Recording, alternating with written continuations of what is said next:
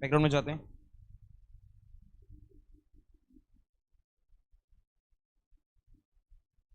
भेजता हूँ। इसका मतलब summary, summary prospectus. Summary prospectus क्यों, उसके ऊपर आता है एक बार। हमने कल ही देखा प्रोस्पेक्टस 500 पेज का था, ठीक है। आप और मैं वो 500 पेज नहीं पढ़ने वाले, तो हमको अगर मेन मेन चीज़ें पढ़नी है प्रोस्पेक्टस के अंदर, तो हमको एवरेज प्रोस्पेक्टस के अंदर मिल जाएगा। सिंपल भाषा में it is summary of prospectus. Sir कितने पेज का होता है? 10 से 20 पेज का होता है सर, और उसके अंदर सारे salient features of main prospectus cover हो जाते हैं। उसको हम एवरेज प्रोस्पेक्टस बोलते हैं। देखते हैं हेडिंग, देखो भेजा दीदी, मीनिंग पे आते हैं। एवरेज प्रोस्पेक्टस मीन्स अ मेमोरेंडम, मतलब कागजात, containing such salient features of a prospectus as may specified by SEBI।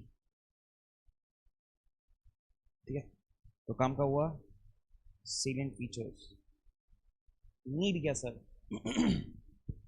Average prospectus is आ गया सर, जो हमने सिखाया आपको, summarised form of actual prospectus containing salient features of a prospectus to cut cost involved in the publication। जब सब कुछ पढ़ते ही नहीं है तो हम इतना बड़ा बड़ा क्यों छापे। Of large number of prospectus which has to accompany the application forms for shares or debentures in case of public offer। तो एग्जाम में बेसिकली मैं ये लिख के आ जाऊंगा। नीचे आते हैं, average prospectus accompany the application form। Section 33 subsection 1 provides that every application form for shares or debentures has to be accompanied with average prospectus। Exceptions पे आते हैं कि कब एवरेज प्रोस्पेक्टस नहीं चलेगा।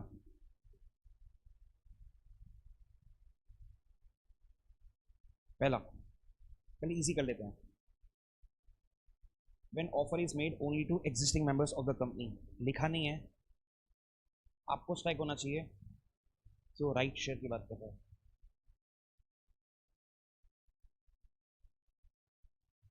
सेकेंड पे बात करते हैं, in relation to shares or debentures which were not offered to the public।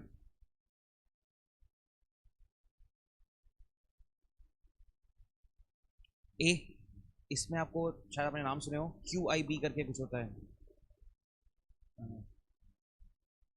Qualified institutional buyers.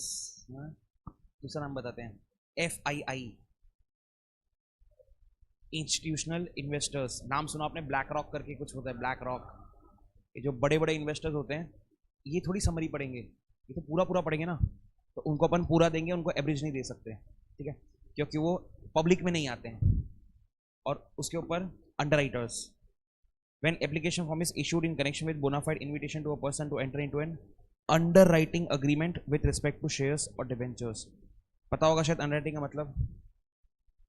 तो सर अगर मेरे को डर है कि मेरे शेयर्स फुली सब्सक्राइब नहीं होंगे, या 90% का जो थ्रेशोल्ड है वो शायद अचीव नहीं होगा, और अगर वो अचीव नहीं होगा तो मेरा पूरा IPO FPO फेल हो जाएगा, सारा पैसा वापस करना पड़ेगा, खर्चा वर्चा सब कुछ सर पे आ जाएगा। तो हम जाते हैं अंडरराइटर्स के पास, और हम कहते हैं कि अगर 90% सब्सक्रिप्शन नहीं हुआ तो जितना बच गया उतना हम खरीद लेंगे, ठीक है। तो ऑब्वियसली वो भी रिस्क ले रहे हैं, तो पूरा पढ़ेंगे, वो शॉर्ट में उनका काम नहीं होगा। तो ये तीनों पॉइंट एक्सेप्शन में आ गए। नीचे वाला, अगर कोई पूरा प्रोस्पेक्टस मांग रहा है तो आपको उसको पूरा प्रोस्पेक्टस देना पड़ेगा। तो right to receive prospectus, subsection 2 provides that a prospectus, full prospectus is to be made available to any person who requests for it before the closing of the subscription list and the offer। and last में दिया हुआ है default, एकदम आसान और obviously important. Best part is, आप जो section में 2 पढ़ रहे हो फाउंडेशन से, उसका जो पहला क्लॉज है वो यही है, क्योंकि A से स्टार्ट हो रहा है, A के बाद भी अल्फाबेट B आता है। This is the first definition of the whole of companies act which is average prospectus. ठीक है, लिखना स्टार्ट करते हैं। मैं मार्क करता हूँ वापस एकदम शॉर्ट में।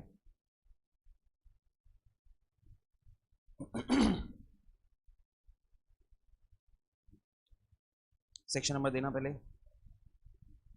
मतलब ये हेडिंग देना, meaning of A section 2 clause 1। Heading तो लिख चुके हैं ना ऑलरेडी, एवरेज प्रोस्पेक्टस, वापस से क्यों लिखना है? सिर्फ meaning of A 2 clause 1।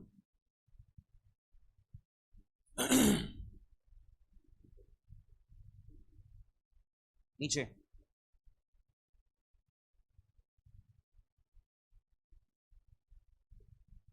is a summarized form of actual prospectus containing the salient features, उसमें salient features को underline करेंगे, containing the salient features of prospectus to cut the cost involved in the publication of large number of prospectus। बस इतना।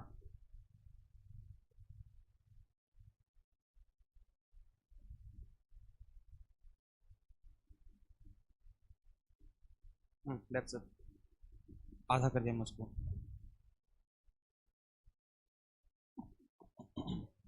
इसका नहीं नहीं, meaning में तो ये है, हम देख रहे हैं।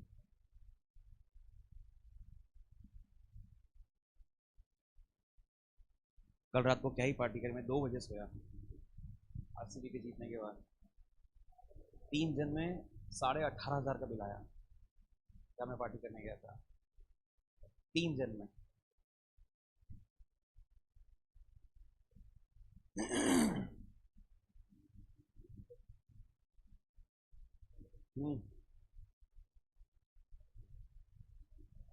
मेन चीजें, जैसे एग्जांपल लेते हैं, मेन प्रोस्पेक्टस 5 पेज का, उसके अंदर मेन चीजें क्या क्या होगी?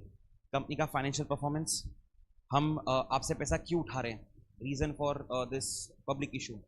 उसके बाद हमारे मेन प्रमोटर लोग कौन है, ये सब मेन मेन चीजें हो गई, वो सबको बोलते हैं सेलियंट फीचर्स, मतलब काम की बातें, वो एवरेज प्रोस्पेक्टस में लिखिए।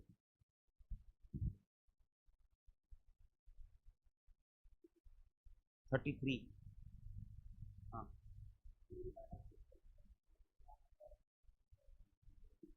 पागल, कैसी कैसी बात कर रहे हैं, 31 की बात कर रहा है, 32 की कर रहा है कि 33 की? पहले वो बता। सेल्फ 31 था, 31 के अंदर आप एक ही बार इशू करते हो, बाद में इशू ही नहीं करते हो। जब चेंज होता है तो आप इशू करते हो, और जब चेंज के वक्त इशू करते हो उसको बोलते हैं इन्फॉर्मेशन मेमोरेंडम। वो समरी थोड़ी था बेवड़े, वो तो चेंजेस होते हैं ना। कैसी कैसी बात कर रहा है, 2 सेक्शन को माँ कसम अमालगमेट ही कर दिया तूने तो, 31 को 33 के साथ।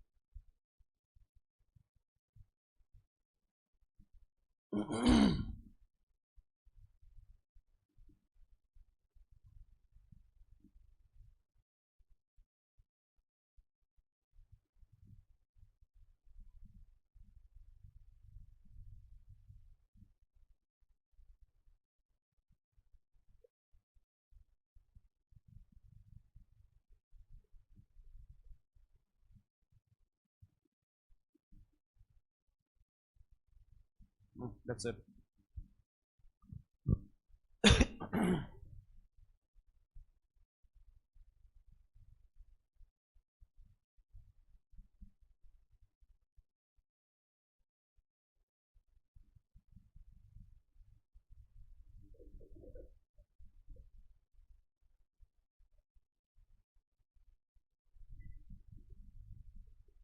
कुछ है तो बताना।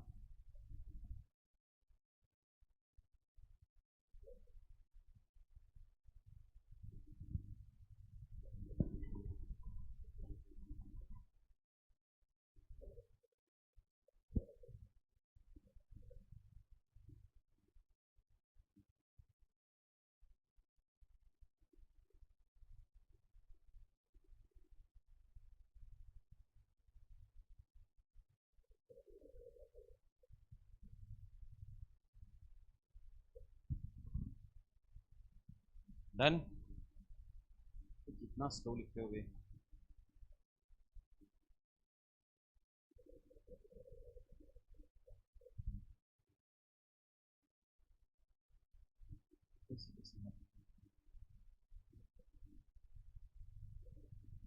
तू भी कल रात को पार्टी करी थी?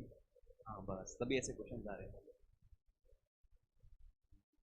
जो फर्स्ट पैराग्राफ है वही आएगा ना सिर्फ मीनिंग में, तो नीचे तो लिखा हुआ है अलग से सेक्शन 33 सब सेक्शन 1, तो मीनिंग में कैसा आएगा? पिंक वाले में तो लिखा है कि अगर कोई पूरा प्रोस्पेक्टस मांगेगा तो उसको देना पड़ेगा। हाँ हो गया तुम लोगों को?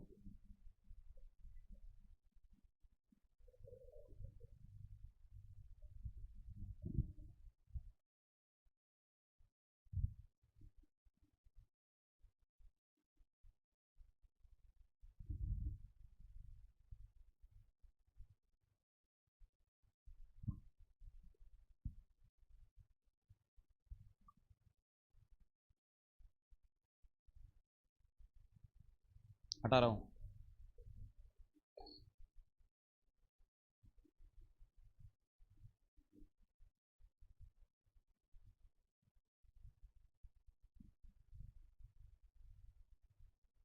बोला भाई। नहीं, पीडीएफ जाएगा। इस हम फिजिकल कॉपी की बात करें। पीडीएफ तो देना पूरा, पूरे इंडिया को दे, क्या फर्क पड़ता है पीडीएफ के अंदर। ये देखो, ये आरसीबी देखो, टकला बोल रहा था कि टकला नहीं आएगा, ये आरसीबी।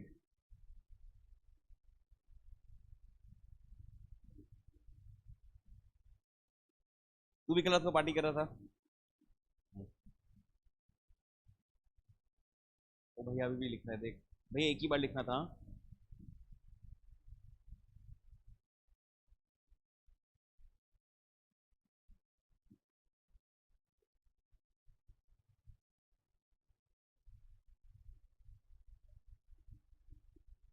नीचे आते हैं। 34 इंपॉर्टेंट, 35 इंपॉर्टेंट, फिर 36 37 छोटू सा है, और फिर 39 वापस इंपॉर्टेंट। ठीक है, हम 34 की बात करते हैं। बेसिकली अगले 3 सेक्शन कांड की बात करेंगे। जैसे 34 में लिखा है क्रिमिनल लायबिलिटी, 35 आएगा सिविल लायबिलिटी, और 36 के अंदर अगेन बजाएंगे आपकी पनिशमेंट फॉर फ्रॉड। तो अगले तीनों सेक्शन कांड वाले हैं। हम 34 से स्टार्ट करते हैं। नाम देखते हैं एक बार।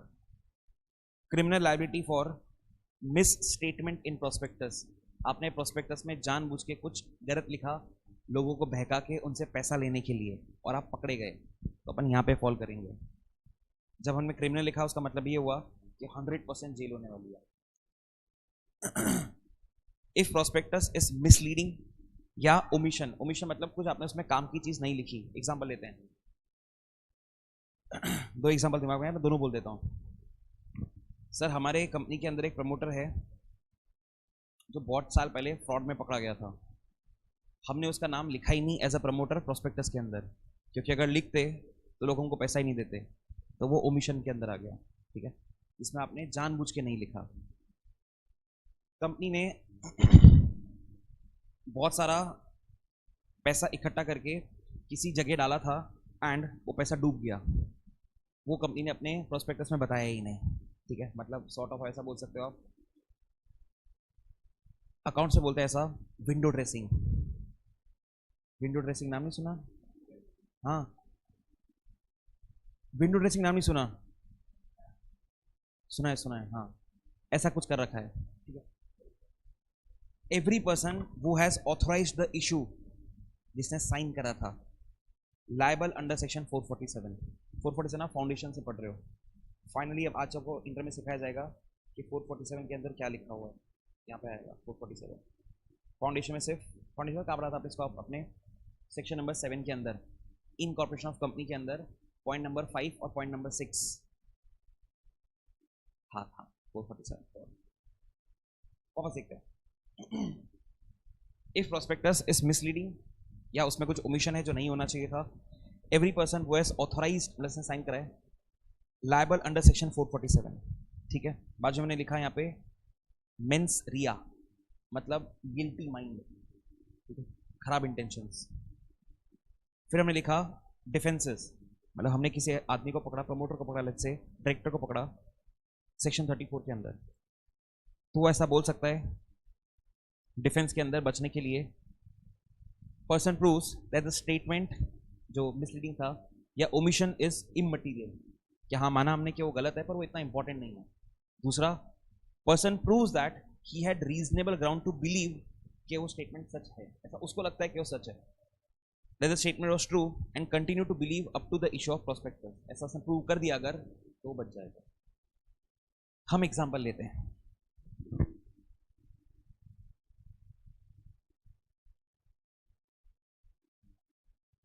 एक कार का एग्जांपल लेते हैं। चल मेरी कार का एग्जांपल लेते हैं। कौन सी वाली? ब्लू वाली।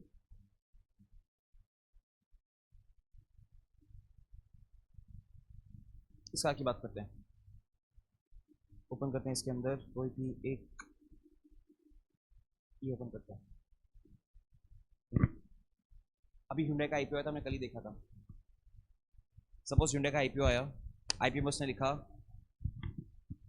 हम आपसे पैसा ले रहे हैं और हम आपसे पैसा लेकर एक नया फैक्ट्री खोलेंगे।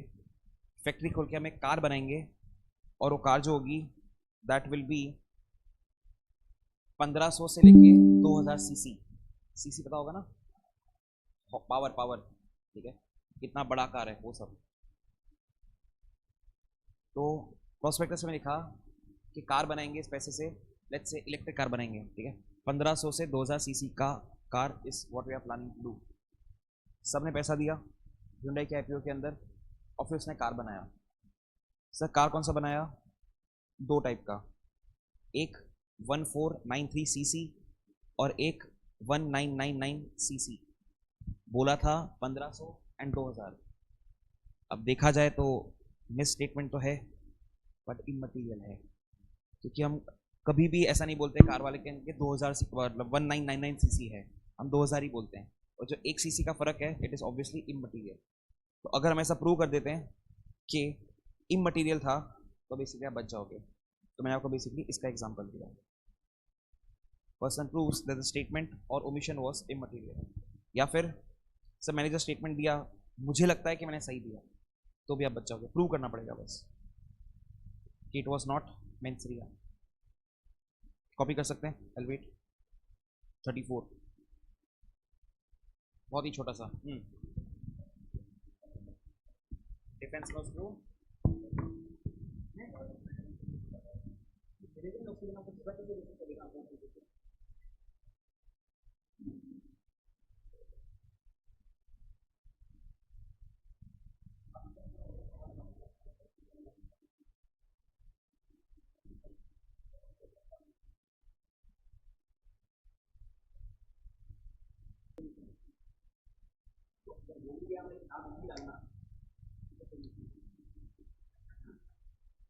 आगे 35 सिविल लायबिलिटी की बात कर रहे हैं। स्पेसिफिक है थोड़ा सा ये लायबिलिटी। देखते किसकी आती है? Remedies against promoters, directors and experts. वापस है वो जो ऊपर लिखा था वही नीचे लिखा sir. If prospectus is misleading या उसमें कुछ ओमिशन है, any person subscribe securities acting on such information, जो आपने छापी थी प्रोस्पेक्टस में, एंड सस्टेन्स एनी लॉस। जो हमने नाम ऊपर लिखे थे ना, कंपनी, प्रमोटर, डायरेक्टर, एक्सपर्ट, जिसने भी ऑथोराइज करा था, उनका लायबिलिटी है to pay compensation to every person who has sustained any loss और डैमेज। एग्जांपल लेते हैं सर। प्रोस्पेक्टस इशू करा हमने और लेट्स से एक मिस्टर एक्स थे, उन्होंने अप्लाई करा प्रोस्पेक्टस के भरोसे पे कंपनी के अंदर। जो अप्लाई करा था उन्होंने, वो हमने करा था लेट्स से 600 रुपये में पर शेयर। एक शेयर की बात करते हैं सर। फिर आईपीओ लाइव आया, मार्केट में पहली बार शेयर बाहर आया और ये प्राइस सीधा गिर के हो गया 390 पर शेयर। मतलब वो भैया ने लॉस सहन करा 210 पर शेयर और फिर उसने शेयर को बेच दिया। तो 210 पर share into number of shares, इतना उसको पैसा देना पड़ेगा, ठीक है। और क्योंकि हम जेल वेल की बात नहीं करें इसलिए हमने लिखा सिविल लायबिलिटी। ऊपर जेल वेल होने वाली थी, यहाँ पे जेल वेल का सीन नहीं है। ये देख जो 447 लिखा है, 447 में आपको 10 साल की जेल हो सकती है या 10 ईयर्स लिखा हमने यहाँ पे। मे और मे नॉट बी मेंसरिया। वापस पढ़ते हैं। Remedies against promoters, directors and experts. If prospectus is misleading or there is some omission, any person subscribes securities acting on such information and sustains any loss. Person liable, company, promoters, directors, experts, जिसने भी authorise करा था prospectus, और उसका liability है to pay compensation to every person who has sustained any loss or damage. अब जैसे ऊपर डिफरेंसेस थे, यहाँ पे भी डिफरेंसेस हैं। सर क्या डिफरेंसेस हो सकते हैं? Let's say I was one of the expert, सी वाला प्रोस्पेक्टस के अंदर मैंने अपना ओपिनियन दिया था एज एन एक्सपर्ट, पर प्रोस्पेक्टस इशू हुआ उसके पहले मैंने अपना ओपिनियन विड्रॉ कर लिया था और पब्लिक नोटिस भी दे दिया था, पर फिर भी कंपनी ने मेरा वो स्टेटमेंट रखा हुआ है प्रोस्पेक्टस के अंदर, तो मेरी गलती नहीं है फिर, ठीक है? तो मैं बेसिकली बच जाऊंगा, ऐसा नहीं चाहेगा। Defences, if a person proves that he withdrew consent to be director, having consented to become director earlier, नीचे भी लिखा हमने कंसेंट विड्रॉ कर लिया बिफोर इशू ऑफ प्रोस्पेक्टस, तो बच जाओगे। दूसरा, सर मेरे बिना नॉलेज के मेरा नाम डाल दिया, if prospectus was issued without his knowledge और consent and on becoming aware he gave public notice that it was issued without his consent और नॉलेज। ये आपको थोड़ा थोड़ा लगना चाहिए, सीए फाउंडेशन में पढ़ा था, section number 28 Indian partnership act unit number 1 का लास्ट पेज, पेज नंबर 13, वहाँ लिखा था पार्टनर बाय होल्डिंग आउट। तुमने सुना कि एक पार्टनरशिप उनका पार्टनर बोल रहा है कि मैं वहाँ पे पार्टनर हूँ, और मैं सुन के अगर चुप रहता हूँ तो मैं फंस जाता हूँ, तो यहाँ भी वैसा ही लिखा है, अगर तूने सुना तो फटाक से बता कि तू इन्वॉल्व नहीं है, सुन के नहीं बताया तो फंस जाएगा, ठीक है? तो एक समय एंड को हाईलाइट करा हुआ है, वापस पढ़ता हूँ। If prospectus was issued without his knowledge और consent and on becoming aware, aware नहीं हुआ तो फंसूंगा ही नहीं, on becoming aware he gave public notice that it was issued without his consent और नॉलेज, तो भी आप बच जाओगे। Any person making a statement on the basis of report of an expert if proven fraud, every person referred to section 35 will be personally liable without limit, मतलब 447 pan बजा देंगे आपकी, for all losses damages to person who subscribe on the basis of such prospectus, ठीक है? उसके नीचे हम 447 ही लिखेंगे 34 के नीचे, तो पहले 447 पढ़ लेते हैं, ठीक है? थोड़ा टिपिकल है, ध्यान से हम 447 लगाने के लिए देखेंगे कि आपने कितना बड़ा कांड किया, बड़ा कांड होगा बड़ा पेनल्टी, छोटा कांड होगा छोटा पेनल्टी, तो हम पहले बड़े कांड की बात करते हैं। सर अगर अमाउंट ऑफ फ्रॉड था 10 लाख या उससे ज़्यादा और 1% of turnover which ever is lower, तो सपोज मेरी कंपनी का टर्नओवर था 10 करोड़, 10 करोड़ का हम करेंगे 1%, जो निकल के आएगा 10 लाख और 10 लाख, तो फिक्स हो गया अमाउंट ऑफ फ्रॉड। नीचे सर उसके अंदर पब्लिक इंटरेस्ट इन्वॉल्व था, पब्लिक इंटरेस्ट मतलब जो हम अभी पढ़कर आ रहे हैं कि लोगों का पैसा डूब गया, क्योंकि पब्लिक इंटरेस्ट वाज इन्वॉल्व, तो आपको जेल होगी sir minimum 3 years, maximum 10 years, मतलब मिनिमम 3 साल तो आप जेल में जाओगे, पक्की बात है। सर अगर पब्लिक इंटरेस्ट इन्वॉल्व नहीं है तो जो 3 साल वाला पॉइंट है वो कम हो जाएगा, 6 months to 10 years. Upper limit तो यहाँ भी 10 साल ही है, पर लोअर लिमिट कम हो गया, क्यों? क्योंकि पब्लिक इंटरेस्ट इन्वॉल्व नहीं है। ये तो हो गया जेल की बात, ऑब्वियसली फाइन भी होगा सर, कितना? जितना आपने कांड किया से लेके 3 गुना तक, ये नीचे अमाउंट इन्वॉल्व से लेके 3 टाइम्स द अमाउंट इन्वॉल्व। छोटे कांड की बात करते हैं सर, अगर अमाउंट ऑफ फ्रॉड 10 लाख से कम है और 1% of turnover which ever is lower and कोई पब्लिक इंटरेस्ट इन्वॉल्व नहीं है, बोलता है जेल होगा मैक्सिमम 5 साल, फाइन होगा अप टू 50 लाख या दोनों भी हो सकता है, और अगर अमाउंट ऑफ फ्रॉड के अंदर, छोटे वाले के अंदर पब्लिक इंटरेस्ट है तो वापस यही लग जाएगा। कितना सिंपल हो गया, इसको हम सेग्रीगेट करते हैं। अमाउंट ऑफ फ्रॉड बड़ा हो या छोटा हो, अगर पब्लिक इंटरेस्ट है तो 3 साल से 10 साल, बात ही खत्म, इररिस्पेक्टिव, उससे अमाउंट मैटर ही नहीं कर रहा।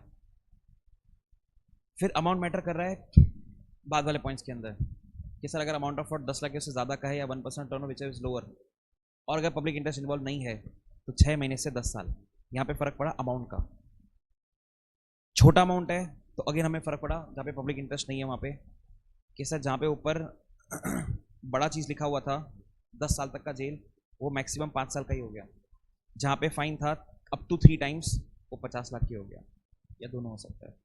तो पब्लिक इंटरेस्ट इन्वॉल्व है, इररिस्पेक्टिव 3 साल से 10 साल आपकी बच जाएगी। पब्लिक इंटरेस्ट इन्वॉल्व नहीं है, हम लिमिट में देखेंगे। This is 447। और फिर एक अच्छा केस लॉ, पीक वर्सेस गर्मी,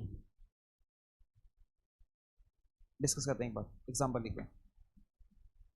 लेट्स से कंपनी Hyundai की बात करते हैं, Hyundai की बात करते हैं। उसका आईपीओ आया, उसका ये प्रोस्पेक्टस था, इसमें कुछ गलत लिखा हुआ था। इसको देखा मिस्टर ए ने, और मिस्टर ए को अच्छा लगा, क्योंकि गलत गलत लिखा हुआ था तो अच्छी चीज़ दिख रही थी। तो on the basis of prospectus mister A ने एप्लीकेशन करा और उसको शेयर्स भी अलॉट हो गए। फिर जैसे उसको शेयर्स मिले, उसने शेयर्स बेच दिए मिस्टर बी को। आईपीओ आने के बाद उसने मिस्टर बी को शेयर्स सेल कर दिए। तो पता पड़ा कि प्रोस्पेक्टस में कुछ कांड वांड है। अब मिस्टर बी बोलता है कि मुझे बचाओ under section 34 and 35। Law maker बोलता है नहीं, नहीं बचाएंगे। क्यों सर? आपने इसको पढ़ के इन्वेस्ट ही नहीं किया है। तो जब आपने उसको पढ़ के इन्वेस्ट ही नहीं करा तो आपके साथ तो धोखा हुआ ही नहीं ना। आपने तो मिस्टर ए से परचेज करा सेकेंडरी मार्केट के अंदर, तो आपको हम ऊपर वाले सेक्शन के अंदर क्यों बचाएं? आपका केस रखेंगे हम भाई, जो मिस्टर ए को जो रेमेडीज है ना, वो सेम रेमेडीज आपको नहीं है, क्योंकि आपने प्रोस्पेक्टस पढ़ के शेयर खरीदा ही नहीं है। वो तो मिस्टर ए ने प्रोस्पेक्टस पढ़ के शेयर खरीदा, आपने तो सेकेंडरी मार्केट से खरीदा। दैट इज पीक वर्सेस गर्मी। लिखा यहाँ पे हमने, remedy is available to original allottee only, जो मेरे केस में था मिस्टर ए, इसको रेमेडीज है। डन, 35 भी हो गया। कर सकते हैं आप चालू, बोलता जाओ। वो अल्टीमेटली फ्रॉड का डालेगा ना केस कंपनी के ऊपर। नहीं नहीं नहीं, आईपीसी का धारा 420। 447 तो कंपनी के ऊपर वैसे ही लग जाएगा, क्योंकि उसने गलत लिखा हुआ है।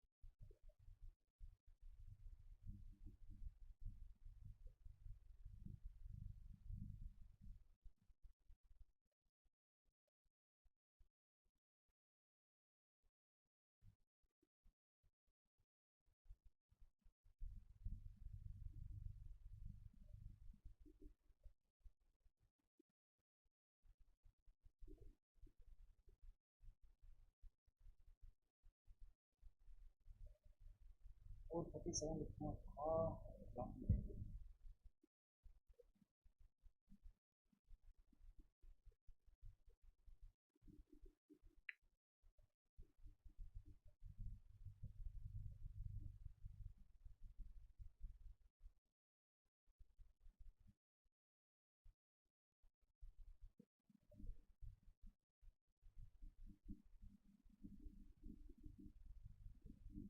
मुझे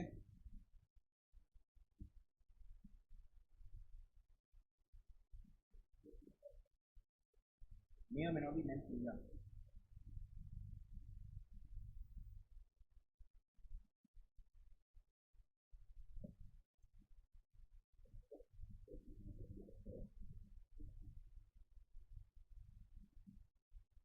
हटा रहा हूँ।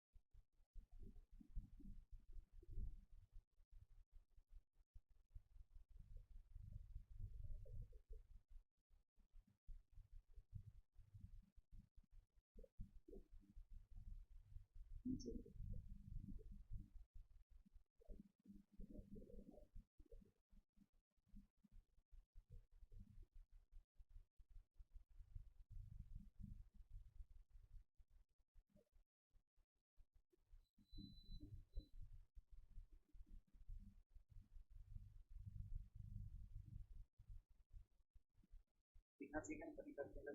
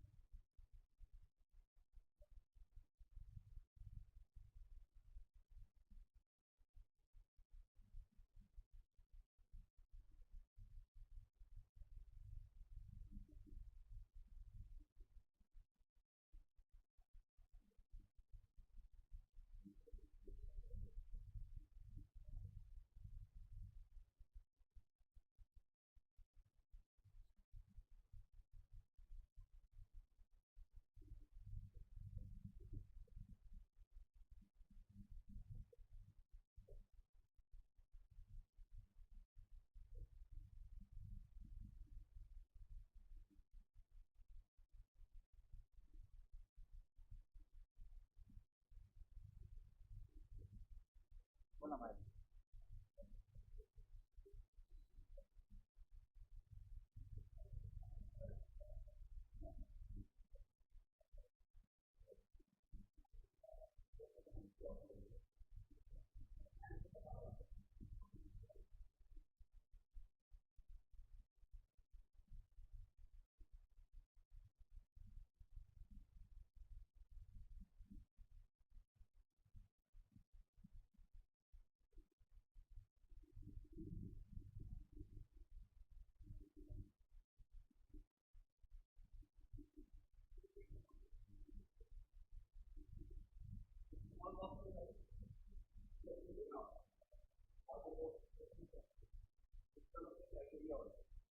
तुम्हारा जो इन्फॉर्मेशन है वो इस पेज पर आएगा, इस पेज में यहाँ पे आएगा मिनिमम ये कॉन्टेक्ट होगा, ऐसा नहीं कर सकते काफी क्राइटेरिया होगा इस साइट में।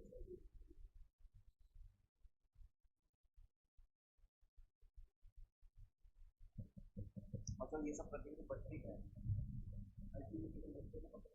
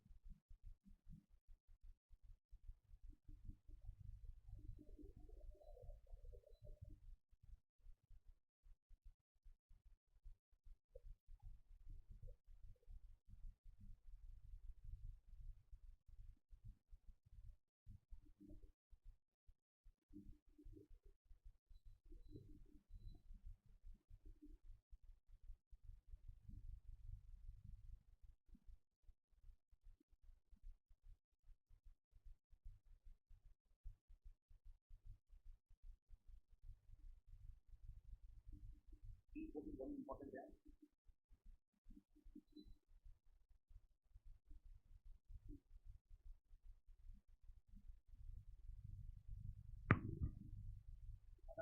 प्रमोटर, डायरेक्टर, कंपनी, एक्सपर्ट्स,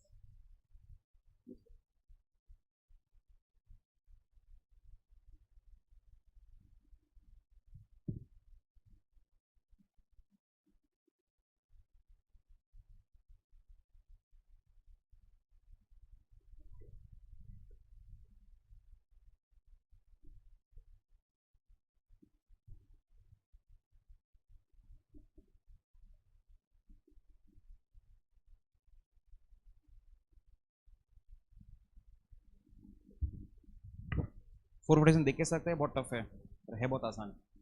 इतना ध्यान रखो, बड़ा कांड छोटा कांड, ठीक है। 10 लाख और 1% टर्नओवर तो दोनों जगह सेम ही है ना, तो बड़ा कांड छोटा कांड, very easy to remember, MCQ के लिए बहुत काम का ये वाला सेक्शन।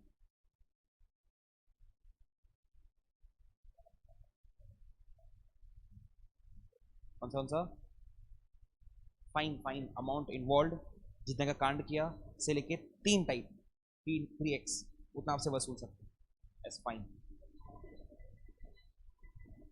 किस किस की बात करें ना,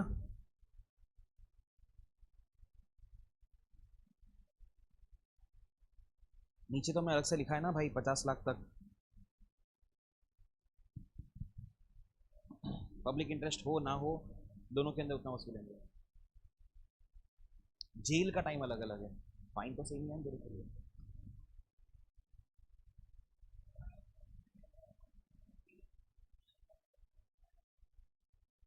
ऑप्शन मतलब प्लस लिखा हुआ है, ये कोड डिसाइड करेगा ना वो तो। मिनिमम अब से इतना लेंगे ही लेंगे, मैक्सिमम इतना ले सकते हैं। अब let's say you are repeated defaulter, या आपने बहुत बड़ा ही कांड ही करा है, हमने लिमिट 10 लाख की दी है कांड की, आपने करा है 100 करोड़ का, तो ज़्यादा बजाएंगे आप, वो कोड डिसाइड करेगा।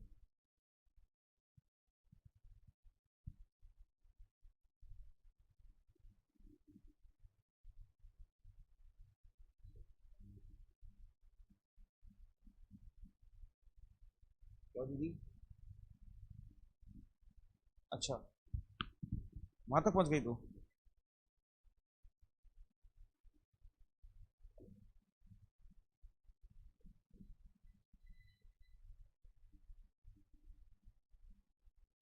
हाँ हाँ समझ गया ना क्या लिखने का, समझ तो गया। सॉरी बहन, जूम कर देंगे फिर।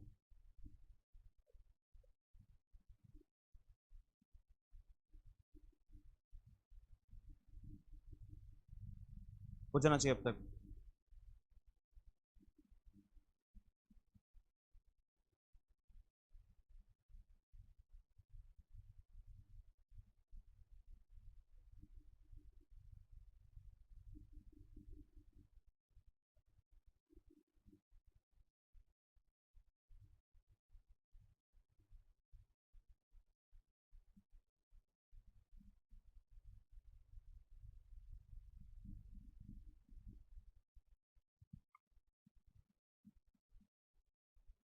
क्या सर,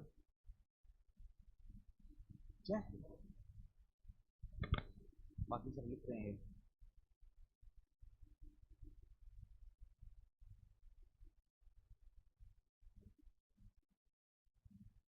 डन हो जाना चाहिए।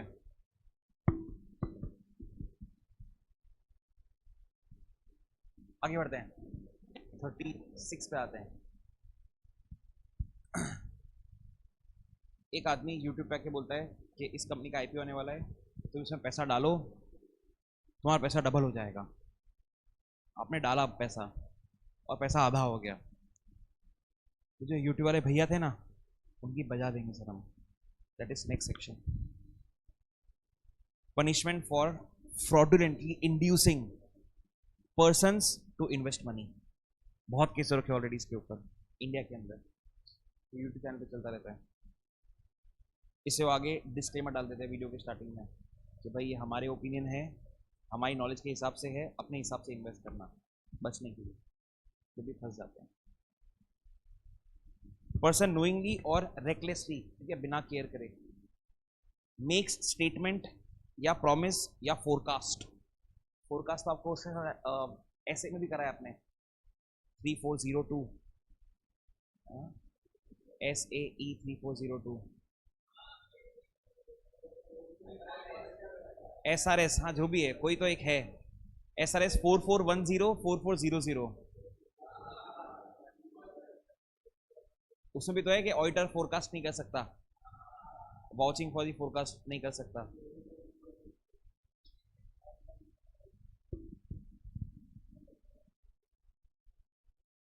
कैन नॉट प्रेडिक्ट फ्यूचर, क्या बोल रहा है पागल, can not vouch for the accuracy of the forecast. कि ऐसा ही होगा, वो नहीं बोल सकता।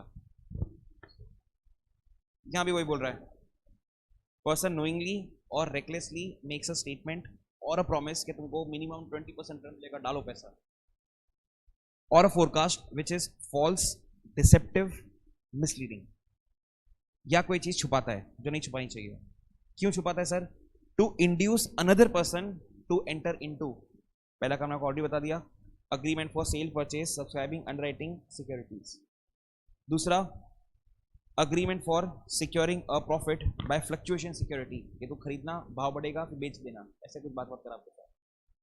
Agreement for obtaining loan from bank, इसमें सी इन्वॉल्व होता है, इस फील्ड होती है, नाम भूल गया मैं उसका, क्या बोलते हैं, होता है कुछ तो, बहुत पैसा होता है उसके अंदर, जिसमें आप बैंक को एक फोरकास्ट बना के देते हो कि मेरे इस कंपनी को लोन दो, हम अगले साल इतना टर्नओवर करेंगे, उसके अगले साल इतना टर्नओवर करेंगे, उसके अगले साल इतना टर्नओवर करेंगे, इतना इतना प्रॉफिट होगा, और आपका पैसा रीपे कर देंगे विद इंटरेस्ट, और सीए का साइन कर दिया, माँ कसम बैंक ने भरोसा कर लिया और कंपनी डूब गया। प्रोजेक्ट रिपोर्ट ऐसा कुछ तो बोलते हैं उसको, बहुत अच्छी फील्ड है, मतलब दैट इज दैट पॉइंट। होगा क्या सर अल्टीमेटली?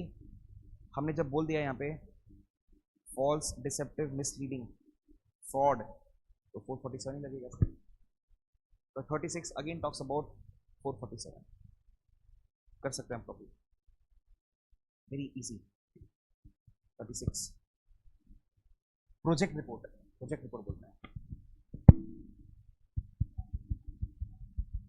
मतलब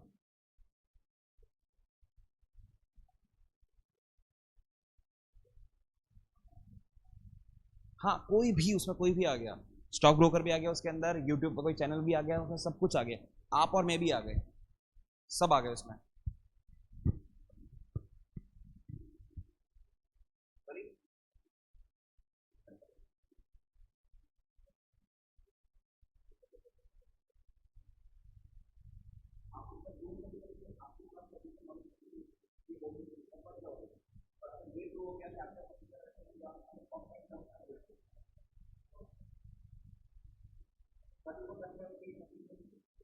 आपको समझना चाहिए 34-35 के अंदर कंपनी, कंपनी के डायरेक्टर, कंपनी के प्रमोटर फंस रहे थे, ये तो सबके लिए है ना, अदर देन दोज ऑल्सो।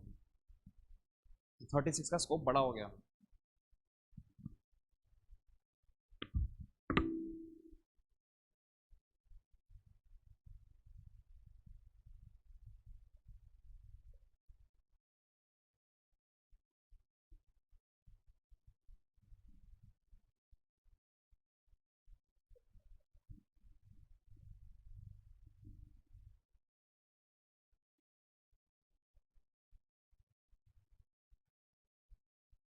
बंदे तो क्यों केस करेगा, किसी बात कर रहा है?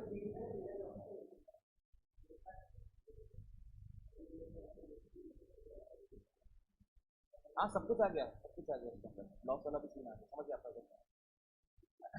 बस उसमें आपका इंटेंशन होना चाहिए खराब, बोनाफाइड नहीं, बैड इंटेंशन, ऐसा वो प्रूव करेगा, लॉयर करेगा, लॉयर करेगा कि आपने पास में ऐसा करा कि नहीं करा, पास में हिस्ट्री है कि नहीं, आप दूसरे जो काम करते हो उसमें ऐसा कुछ प्रूव करके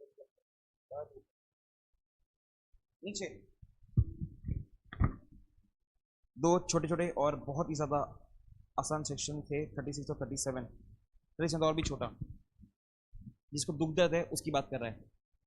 action by affected persons, affected person may file a suit under section 34 या 35 या 36, जो हम तीनों ऊपर पढ़कर आए, if affected by any misleading statement और omission of any matter in prospectus.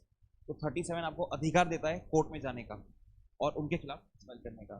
तो 34, 35, 36 में बजाएंगे, और बजाने के लिए 37 में केस फाइल करेंगे। कर लो कॉपी, इतना सही है। हाँ, मतलब चाहिए और पढ़ना है तो मैं बेरक खोलता हूँ।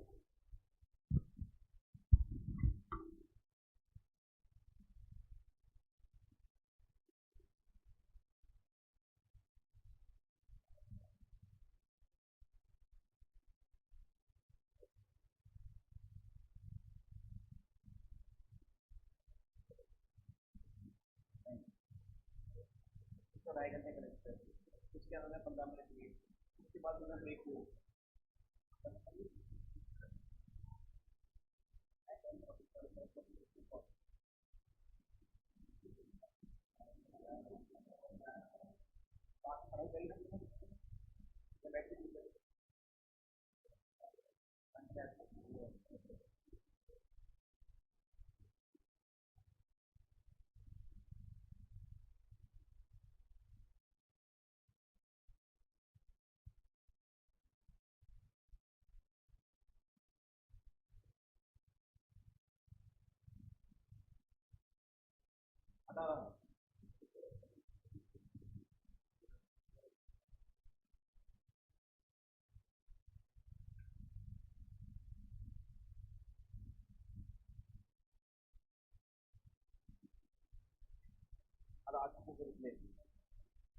बातें करा करते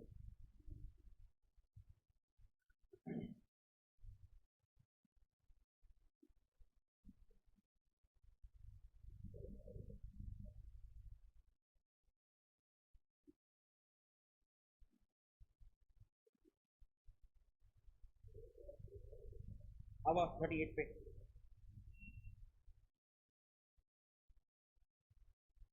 यहाँ पे punishment for personation for acquisition etc. of security section 38. The purpose of the section is to prevent allotment of shares in fictitious name. आपने कोई नाम भी नहीं सुना होगा, तो बैकग्राउंड में जाता हूँ, आपके पेरेंट्स को पता होगा। सर्च क्या करे क्या करे क्या करे, केतन पारेख ड्यूरेंट चैप्टर में फिक्टिशियस नहीं थे ना। आवा सर, नाम सुना कि नहीं सुना? क्या कांड किए इन्होंने वो पता है? नहीं पता। आज तक स्टॉक मार्केट में से 3 कांड हुए बड़े, तीनों गुज्जू थे। He is one of them, Ketan Parekh.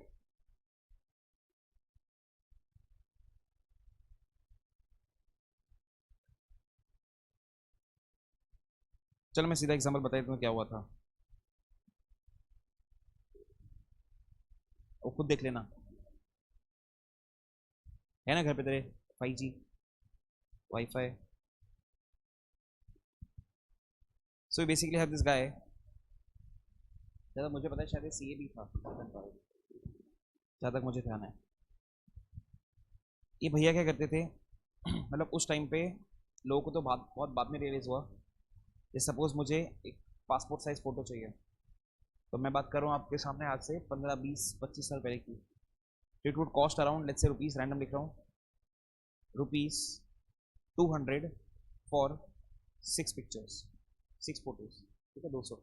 Technology advance नहीं थी एंड बहुत महंगा था। सडनली क्या हुआ, ये गिर गया ना, 50 रुपये हो गया। इतना खतरनाक प्राइस में फॉल हो गया सब जगह। किसी को समझ में नहीं आया, किसी ने सोचा भी नहीं क्या क्या फर्क पड़ता है, उल्टा हमें तो अच्छा होना, सस्ता हो गया पासपोर्ट साइज फोटो। सब भर भर के जरूरत नहीं तो भी भर भर के पासपोर्ट साइज फोटो खिंचवाना स्टार्ट कर दिया। अब आप तो अपनी पासपोर्ट साइज फोटो ले गए, पर जो नेगेटिव होता है, नेगेटिव रील जिसमें से फोटो बनता है, उसमें आपका फोटो तो सेव्ड है। वहां से फोटो लेकर ये भैया IPO के अंदर फिक्टिशियस नाम से अप्लाई करते थे। आपका फोटो आ गया, ठीक है, नाम आपसे पूछ ही लिया होगा उस टाइम पे, एड्रेस कुछ भी डाल दिया, और उस टाइम KYC तो था नहीं, तो नाम लेके फोटो लेके फिक्टिशियस एड्रेस डाल के ऐसा हमने 10 लोगों के नाम से IPO में अप्लाई करा। अब 10 में से एक को तो लगेगा ना भाई, ऐसा करके शेयर्स खरीद लिए। अब शेयर्स आए उसके नाम पे, पर आए केतन पारेख के अकाउंट में। ऐसा हमने बहुत ह्यूज स्केल पे करा और फिर पकड़े गए। ये भैया के इसके पास आएंगे ना, उसका अकाउंट उसका देगा ना, उस टाइम फिजिकल शेयर्स थे, तो आएंगे इसके पास, तो बेनिफिशियरी बोल सकते हो आप सॉर्ट ऑफ।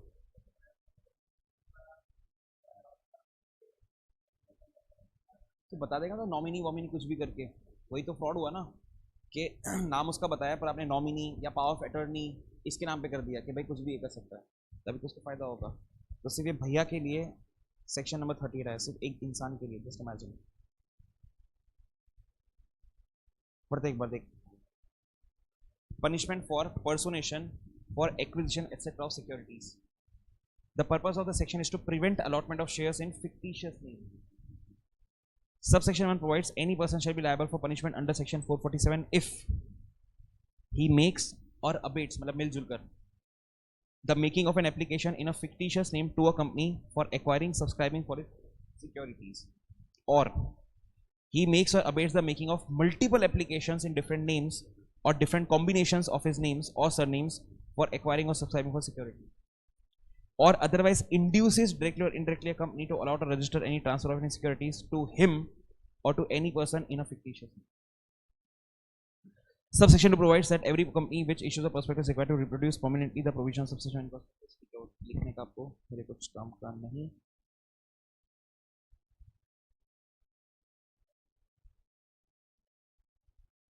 ये आपने पढ़ा था जरूर से डिविडेंड के अंदर, डिस्गॉर्जमेंट, फ्रॉड वॉर्ड वाला. तो subsection 3 provides where a person has been convicted under the section, the court may order disgorgement of any gain made by such person. इसको अपन IPF में डाल देंगे. The order may also include seizure and disposal of securities. आपसे वो shares भी हम छीन लेंगे. नीचे उसने खुद ही लिख दिया IPF में ट्रांसफर करने का. 125 में आपने पढ़ा था सर. ठीक है, तो मेरे काम का तो इतना ऊपर सा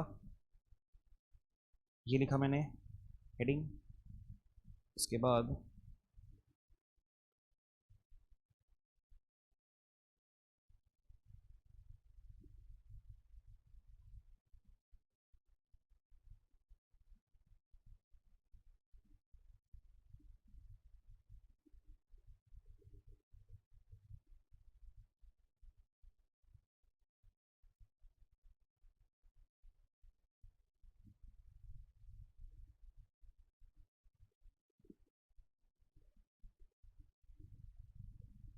हो गया.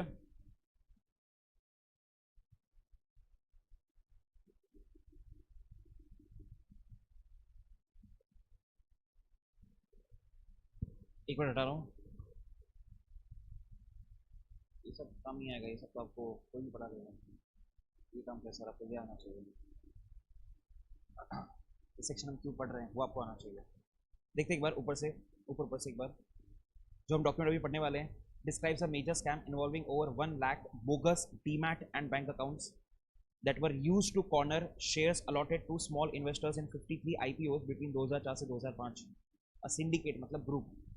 A syndicate of brokers, investors, banks and depository participants work together to open numerous fake accounts under different names to obtain shares in public issues, depriving genuine and small investor, क्योंकि आपका probability बढ़ जाएगा allot होने का shares का. Major beneficiaries included Rupal-Ben Panchal and associates who received over 5 crore shares worth hundreds of crores from fictitious accounts, manipulating the IPO of IDFC in particular. The systematic failure of regulators like SEBI, RBI and depositories allowed the massive scam to continue over a 1 lakh bogus demat account, bank account, cornering small investors, portion covering 50 IPOs, 5 crore shares. और एक document है जो खुलेगा add के बाद साले.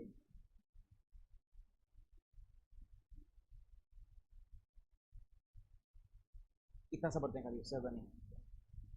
21st century India is moving in the direction of becoming developed country. Importance of road, government investment in infrastructure from the year 2000 has changed the picture in the economy.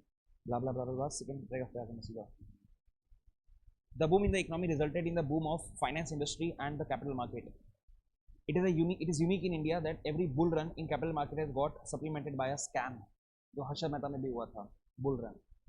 Harshad Mehta scam 1922, the scam of CRB, NBFC, the plantation companies, and the Ketan Parekh scam. Industries and finance sector always tried to tap the primary market during the boom, mobilize the financial resources through public issues and IPOs. 2004-5 more than 24,000 crores have been mobilized from the primary market through public issues and IPOs. हर किसी का IPO आ रहा था sir. It is the sad part of the Indian capital market that every IPO boom has a scam. It is during 1986 and 88 the primary market momentum had a mini scam of mini steel plants. After the Harshad Mehta scam, once again the primary market got a momentum during 95 to 97, which resulted into a vanishing company scam. Vanishing company क्या होता है sir? जो company नाम के लिए बना दी, उसके director कौन थे, क्या थे, कुछ पता नहीं. ठीक है. Almost 1,000 companies raised funds through public issues and got vanished. During the Ketan Parekh scam, several companies changed their names from NBFC finance companies to infotech companies, tapped the market. Several companies also created the hype of and got benefited by higher premium. Small investors, the losers, and so on and so forth. आगे बढ़ना.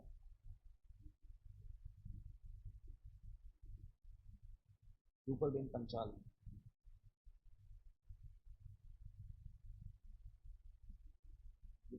उस time का cut बहुत लोग डूबे थे इसके अंदर. अब नहीं होता क्योंकि बहुत स्ट्रिक्ट हो गया सभी. पहले इतना स्ट्रिक्ट नहीं था. क्या अब जो कर सकते हो आप सिर्फ एक चीज़ कर सकते हो. पनिशमेंट बहुत ज़्यादा खतरनाक है उसकी, बट ठीक है. इनसाइडर ट्रेडिंग अब सिर्फ वही हो सकता है कि आपको अंदर का कोई नॉलेज हो, आप शेयर खरीदो, भाव बढ़े बेच दो, तो वो कर सकते हो. और बहुत लोग करते भी हैं.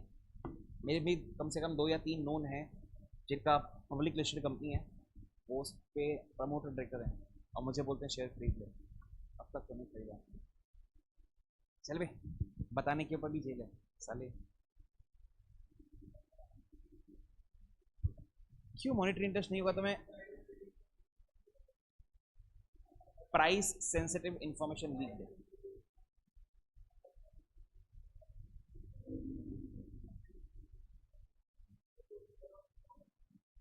तो फिर अगर मॉनिटरी इन्वॉल्व नहीं है तो फिर वो इसमें फॉल ही कैसे करेगा?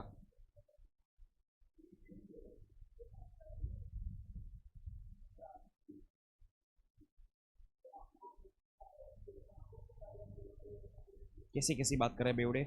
मेरे बताने से तेको फायदा हो, तू भी फंसेगा, मैं भी फंसूंगा, दोनों फंसेंगे. मैंने पास करा, मैं भी फंसूंगा, तेको जो गेन हुआ वो भी फंसेगा, दोनों फंसेंगे. किसी किसी बात कर रहा है. नहीं क्या वॉशरूम जाऊं साले? अगर आपको ज्यादा बियर पी थी तूने तो वॉशरूम जाऊं. हट. आगे.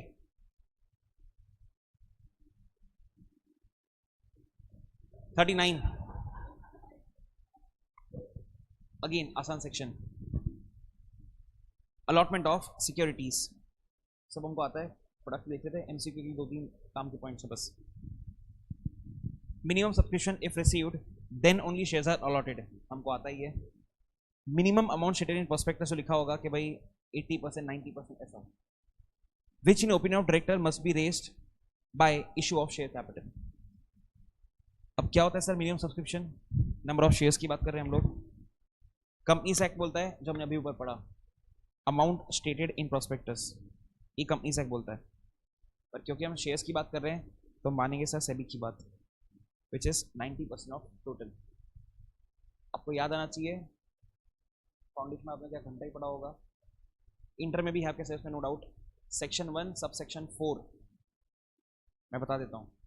उसमें लिखा हुआ है companies act is applicable to, एक पॉइंट बोल रहा हूँ सिर्फ, companies act is applicable to insurance companies, bracket में लिखा हुआ है except where the provisions of the said act are inconsistent with the provisions of insurance act. Banking का भी था, इंश्योरेंस का भी था, इलेक्ट्रिसिटी का भी था. सेम चीज आपने पढ़ी है उसके अंदर इंटरप्रिटेशन के अंदर, हार्मोनियस कंस्ट्रक्शन. कि सर जब तक दो कानून को आप फॉलो करो, दोनों को फॉलो करो तो अच्छा है, और अगर फॉलो नहीं हो सकता तो स्पेसिफिक को फॉलो करना. फिर उसके लैटिन पे आते हैं. ऐसा कुछ आपको याद आना चाहिए. जनरलिया स्पेशली बस नॉन डेरोगेंट. वो जनरलिया स्पेशली बस ये वही तो है कि जब शेयर्स के लिए we have a specific act, तो हम भले कंपनीज एक्ट में कुछ भी लिखा उसको फॉलो नहीं करेंगे, हम इसको फॉलो करेंगे. तो वी फॉलो 90%. तो बहुत आसान पॉइंट हो गया ये तो. Quantum of minimum subscription, number of shares के अंदर बात करें तो. फिर उसके बाद एक अच्छा point, collection of share application money. Companies act बोलता है कम से कम 5% ऑफ नॉमिनल अमाउंट, सेबी बोलता है 25%. फिर काम की बात करते हैं. Important time limit for minimum subscription. हमने आईपीओ ओपन करा, कब तक हमारे पास 90% आ जाना चाहिए? बोलता है 30 days from date of issue of prospectus और as per SEBI. If not received पैसा वापस देना पड़ेगा। तो देख क्या बोलता है, refund application money within 15 days from date of closure. IPO बंद हुआ, वहां से 15 दिन के अंदर पैसा वापस लौटा दो। If not, officer in default jointly and severally liable to repay. जो पैसा था आपको वापस देना पड़ेगा, unlimited liability plus 15% interest per annum. और ये चालू कहां से होगा, लिखा मैंने यहाँ पे 16th डे से। नीचे तो बकवास है। रिटर्न ऑफ अलॉटमेंट, सारी डिटेल्स आईपीओ वाईपीओ की जो भी एफपीओ की, वो सब आपको सबमिट करने का। PAS3, when ever any allotment of securities में शेयर्स भी आ गए, डिबेंचर्स भी आ गए, सब कुछ आ गया, आपको बेसिकली सब फाइल करना है।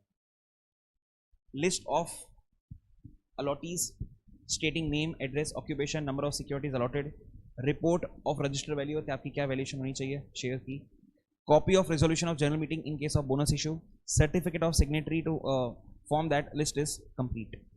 ये सब आपको बेसिकली फाइल करना पड़ेगा। PAS3 MCQ काम का।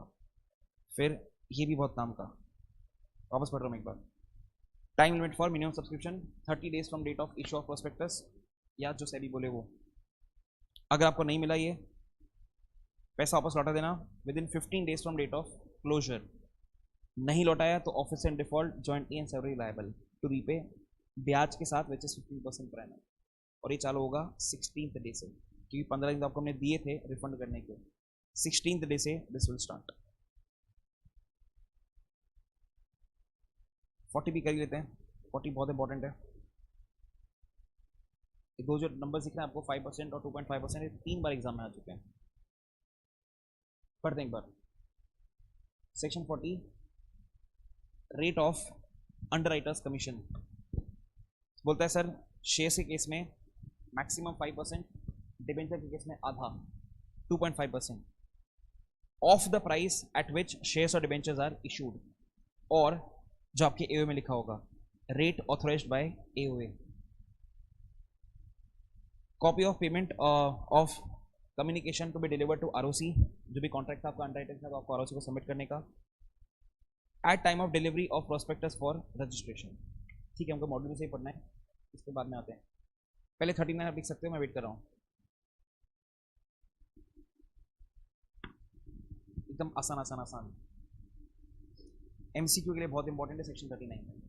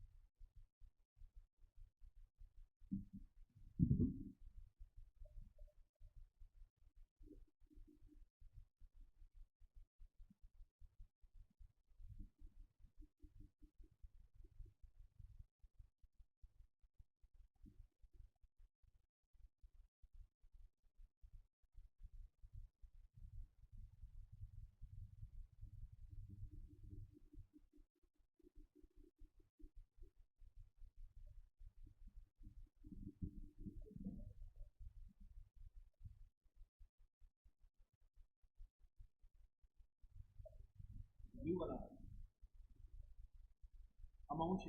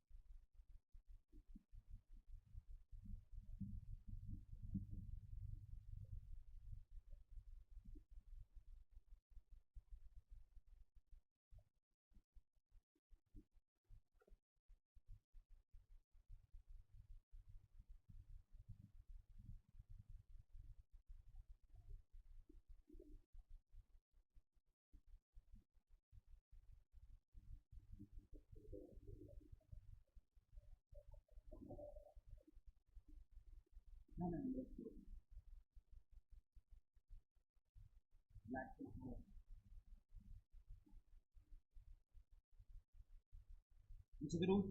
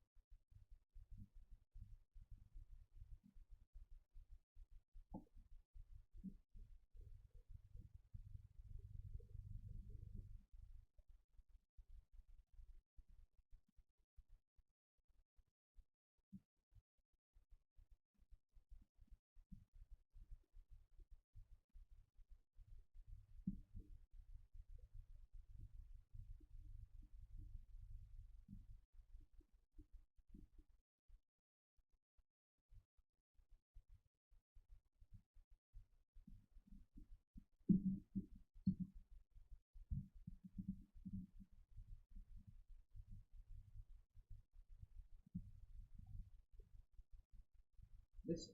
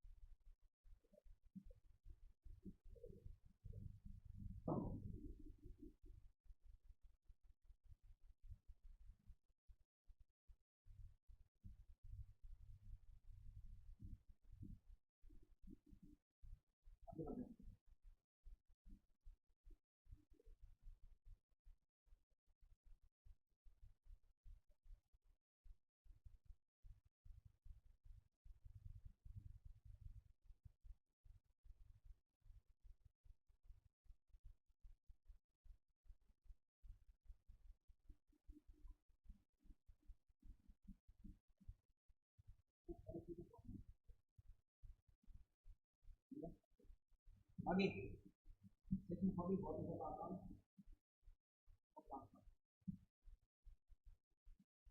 Securities to be dealt within सब बहुत सारी चीज़ें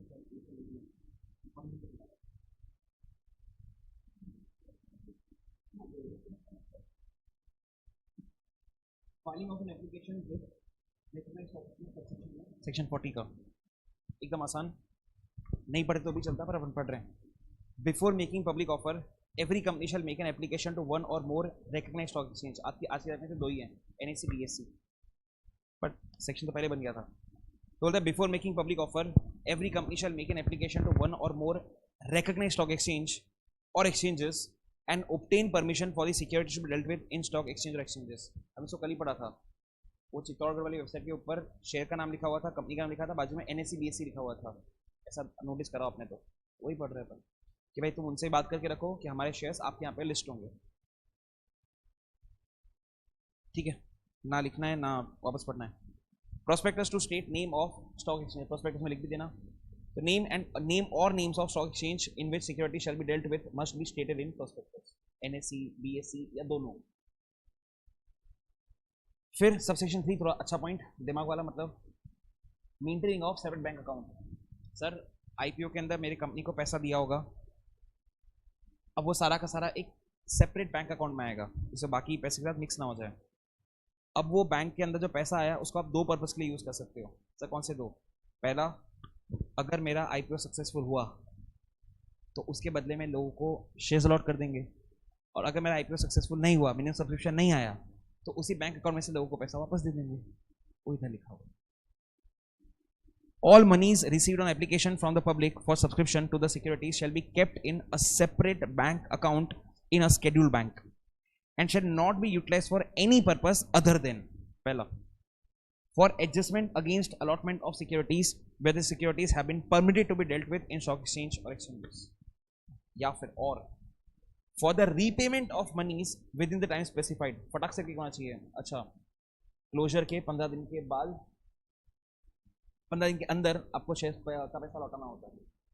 तो for the repayment of monies within the time specified by the SEBI received from the applicants in pursuance of the prospectus, where the company is for any other reason unable to allot securities. का example दिया मैंने आपको कि sir minimum subscription ही नहीं हुआ. Okay.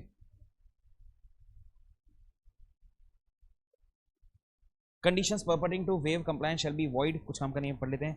Any condition purporting to require or bind any applicant of for securities to waive compliance with any of the requirements of this section shall be void. आप किसी भी section के कोई भी चीज़ को ऐसे हटा नहीं सकते कि हम ये नहीं मानेंगे, नहीं चलेगा. और फिर डिफॉल्ट का क्या पनिशमेंट दिया हुआ है, इसका समरी करके यहाँ पे दिया हुआ है. हम काम की बात करते हैं sir. Payment of commission. A company may pay commission to any person in connection with the subscription of securities. Note, no commission shall be paid to any underwriter on securities which are not offered to the public for subscription. क्यों sir? क्योंकि minimum subscription public offer में तो होता है, तो उस case में आप कमीशन दोगे. Authorization and source. The payment of such commission shall be authorized in the company's articles. The commission may be paid out of proceeds of the issue or profit of the company और both. देना कितना है sir? याद अपन को सिर्फ ये box रखना है. Shares rate should not exceed 5% of the price at which the shares are issued और any lesser rate authorised by articles. तो आर्टिकल्स में लिखा है अगर 4, तो आप 4 दे सकते हो, because 5 is any way the upper limit. Debentures पे वो आधा हो जाएगा. Note, maximum rate of commission can be 5% and 2.5% in case of shares and debentures respectively, subject to rate authorized by article.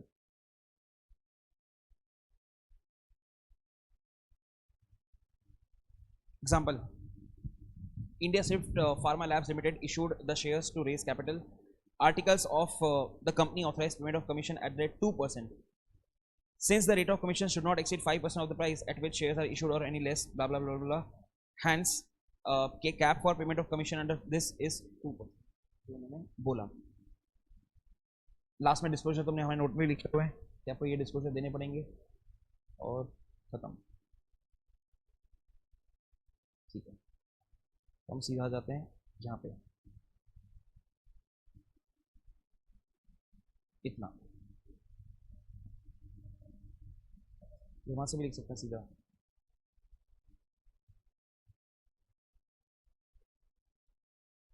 ये लिख सकते हैं.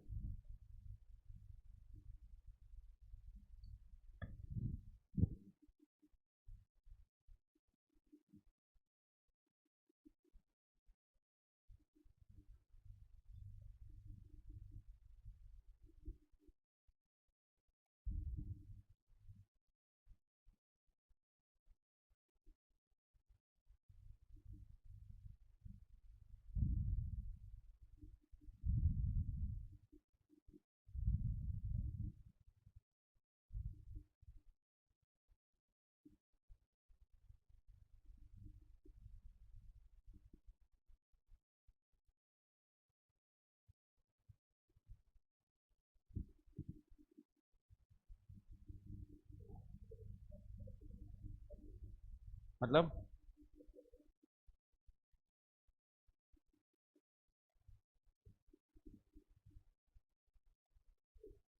हाँ, वो मिनिमम है, मोर देन इक्वल टू का साइन है वहाँ पे। सब चलेगा, तेरी मर्जी। हाँ, वो जो टाइम लिमिट है उसको अप्लाई करना पड़ेगा।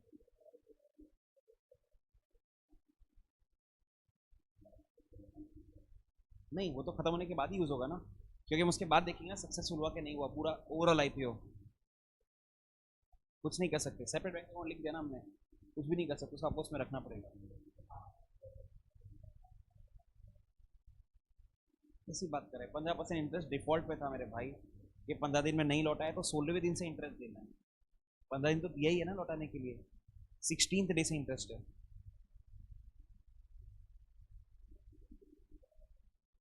वही करता है, तो एक बात समझना, बार बार पैसे मांगते हैं तो time, compliances, rules and regulation का कौन दिमाग खराब करेगा। अरे पुराने जमाने में तो ऐसा नहीं होता था ना, और अभी भी कुछ कुछ कंपनी में तो होता ही ना, प्राइवेट कंपनी के अंदर भी होता है ये सब। तो प्रोविजन तो बनाना पड़ेगा ना। 99% केस में वही होता है, पर 1% तो देखना पड़ेगा ना अपन को। इसे हर जगह उसने लिखा है मोर देन इक्वल टू, पूरा मंगल हो चलो।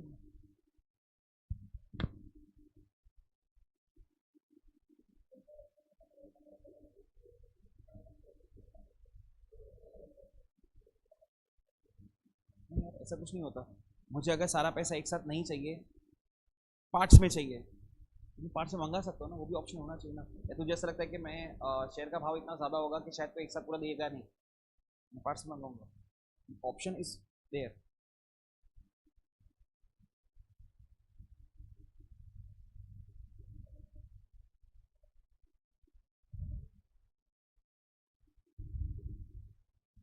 इसका,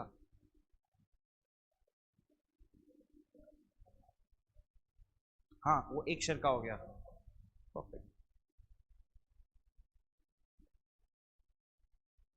नहीं यार, अगर बहुत बड़ा इशू है तो फिगर कितना बड़ा हो जाएगा, 10 रुपये का share, 5% into quantum of share का, अगर अपन देखा था कि क्वांटम ऑफ शेयर से कुछ 500 करोड़, आपको मल्टीप्लाई कर, ये छोटा आता है बड़ा आता है, तो रिस्क भी तो है एक साथ। डिस्क्लोजर, ठीक है, मेरे हिसाब से कोई जरूरत नहीं इसको लिखने की। ये लिखते थे खाली, a copy of contract for the payment of commission is delivered to ROC at the time of delivery of prospectus for filing, बस इतना सा।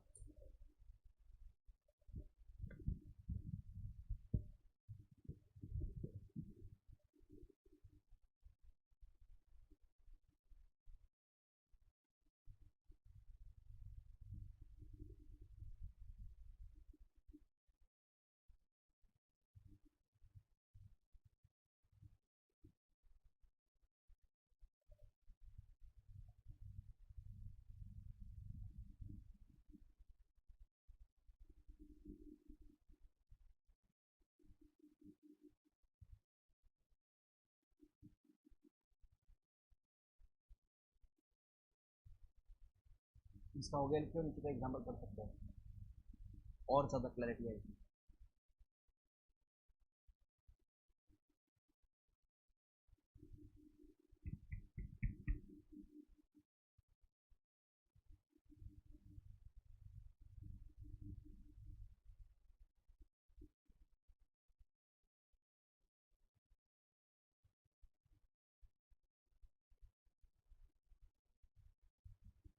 डन, 5% और आर्टिकल्स नीचे वाले, आगे बढ़ते हैं।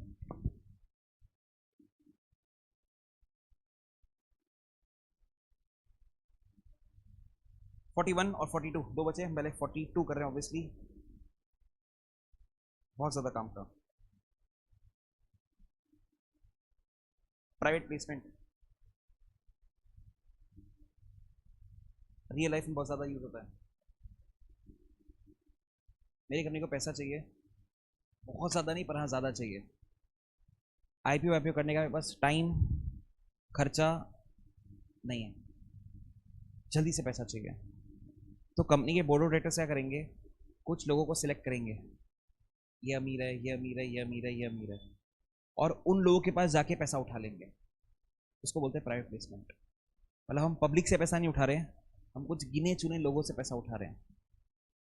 अब वो गिने चुने लोगों का एक लिमिट दिया हुआ है 200। सर 200 से ऊपर हुआ तो it will be called public issue, this is private placement. Private company भी कर सकती है, पब्लिक कंपनी भी कर सकती है, दोनों कर सकते हैं, पर द लिमिट इज 200 पर सिक्योरिटी। देखते हैं इंट्रोडक्शन को।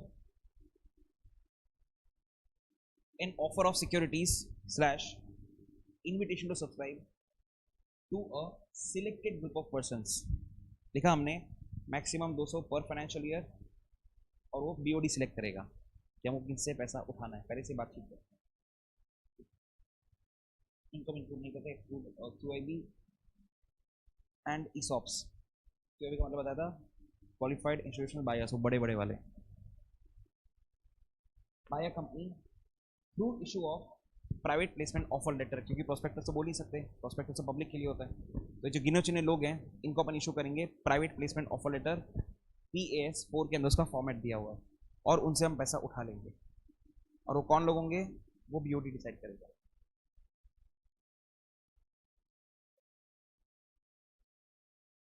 नंबर ऑफ मेंबर कैसे बोल सकते हैं, नंबर्स जिनको हम सिलेक्ट कर सकते हैं, उनसे पैसा ले सकते हैं। बोला था मैंने कि 200 से ज़्यादा हो तो पब्लिक इशू बन जाएगा, मैं सुना होता होगा। नीचे 200 per type of security. Pass specialization with explanatory statement containing basis for price. If offer for non-convertible debentures, ऐसा जो आपने पास किया वो 1 साल के लिए वैलिड होगा सर। बहुत ही प्यारा पॉइंट। नो फ्रेश इन्विटेशन और offer unless the allotment of earlier offer या इन्विटेशन हैज बीन कंप्लीटेड और अबेंडन बाय द कंपनी। आपने ऑलरेडी प्राइवेट प्लेसमेंट करा था, वो अब तक खत्म नहीं हुआ, और आप नया करना चाहते हो, वो नहीं होगा। एक खत्म होगा फिर दूसरा होगा। वापस पढ़ते हैं। नो फ्रेश इन्विटेशन और offer unless the allotment of any earlier offer या इन्विटेशन हैज बीन कंप्लीटेड और abandon by the company. Abandon कब हो जाएगा, भैया ने पहले बोला कि पैसा देगा, मांगने का तो मना कर दिया नहीं दूंगा, तो अबेंडन करना पड़ेगा प्रैक्टिस। ठीक है, आसान। नीचे टाइम लिमिट प्राइवेट प्लेसमेंट के अंदर बोलता है within 60 days from date of receipt of application, if not done refund in next 15 days, if not done 12% interest from the expiry of 60th day। और यहाँ पे आना चाहिए कंफ्यूजन, 39 के अंदर 16th डे से था, यहाँ पे ऐसा नहीं है सर, यहाँ पे 60th डे से ही चालू हो गया, क्योंकि गिने चुने तो लोग हैं, अब इतना टाइम क्यों चाहिए लौटाने के अंदर, पटक से लौटा।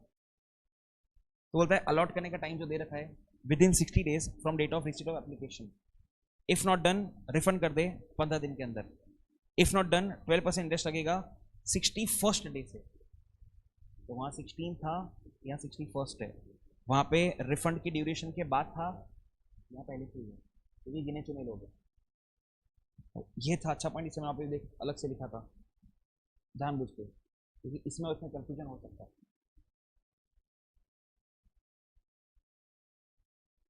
फिर तो बकवास point, keep subscription money in separate bank account, no advertisement for offering securities. कितना हो सकता है, क्योंकि पब्लिक ऑफर थोड़ी है, एडवर्टीजमेंट नहीं कर सकते। Within 30 days of circulation of private placement offer letter, submit complete information to ROC। फिर PS3 ऊपर भी आया था, नीचे वापस आ गया, इन सबका समरी ROC को देने का।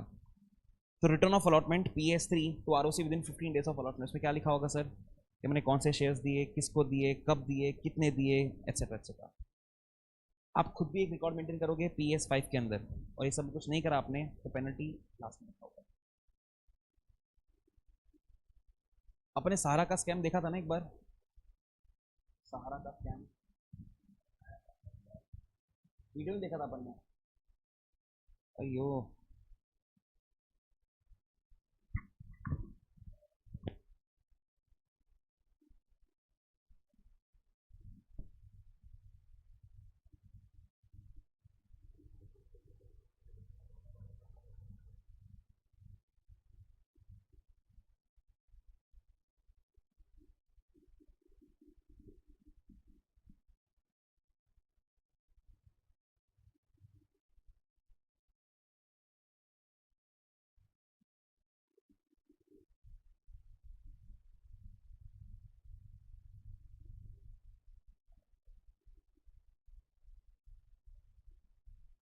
प्राइवेट प्लेसमेंट है तो उसको कंपनीज एक्ट लगेगा, सेबी पिक्चर में आ ही नहीं सकता।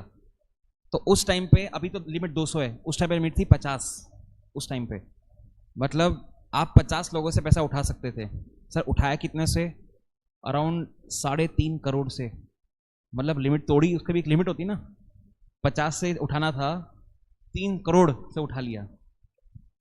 और फिर सभी पिक्चर में आ गया और सभी ने बोला कि ये हमारे जुरिस्डिक्शन में आएगा।